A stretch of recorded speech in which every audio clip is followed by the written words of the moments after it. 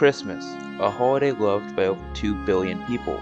This is a holiday that typically brings people together, and in a very rare case, it brought together two opposing sides in a world war. The day is Thursday, December 24th, 1914, Christmas Eve. Fighting has been raging on for 150 days on the Western Front, but today is different. Snow is on the ground, the air is cold and crisp, and it almost feels like a dream that Europe is tearing itself apart on this day. Early in the morning, there was some fighting, but by noon of that day, all fighting had ceased. One soldier said, "On Christmas Eve at noon, fire ceased completely on both fronts." Of course, it was unusual that the opposite side also seized fire. Then my officer controlling the sentries came in and said, "Do you expect a surprise attack? Because it's very unusual, the situation." I said, "No, I don't think so. But anyhow, everyone is awake, no one is sleeping, and the sentries are still on duty."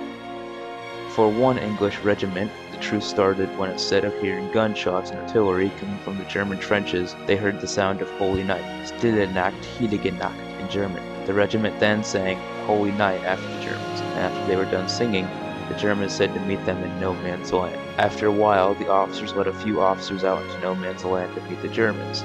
Another regiment had a different encounter, where the two sides were able to speak to each other from trench to trench. British Private Marmaduke Walkington said, "We were in the front line. We were about 300 yards from the Germans, and we had, I think, on Christmas Eve, we'd been singing carols and this and that and the other. And the Germans had been doing the same, and we'd been shouting to each other, sometimes rude remarks, but more often just joking remarks. Anyway, eventually a German said, 'Tomorrow, you no shoot, we no shoot.' And the morning came, and we didn't shoot, and they didn't shoot. So then we began to pop our heads over the side and jump down quickly in case they shot, but they didn't shoot. And then we saw a German standing up, waving his arms, and we didn't shoot, and so on.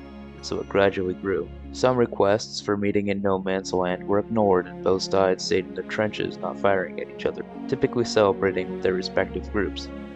The next day, men of both sides climbed out of their trenches and met in no man's land. They traded cigarettes, champagne, meat, chocolate, as well as other things such as souvenirs. But things even went beyond trading. In some instances, some men grabbed a football from the trenches. No, not that football. That football. Many football games took place along the Western Front. The most famous match was between the 134th Loyal-Saxon Regiment and the 2nd Argyll and Sutherland Highlanders. The game saw the Germans win 3-2.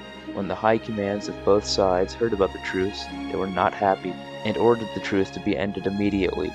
This did not make them popular among the men.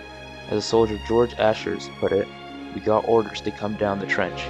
Get back in your trenches, every man," by word of mouth. Down each trench, everybody back in your trenches, shouting. The generals behind must have seen it and got a bit suspicious, so what they did was, they gave orders for a battery of guns behind us to fire, a machine gun to open out, and officers to fire their revolvers at the Jerries. Of course, that started the war again. Ooh, we were cursing them to hell, cursing the generals and that. "You want to get up here in this stuff? Never mind you, you're giving orders in your big chateaus and driving about in your big cars." We hated the sight of the bloody generals. But even as war was reigniting, some men did not want to go back. A drunken German was found in the British trenches and didn't want to go back, but was eventually helped back after saying if he didn't go, he would be taken prisoner. Truces like this were never created again during World War I, as high commanders believed that it would undermine the fighting spirit.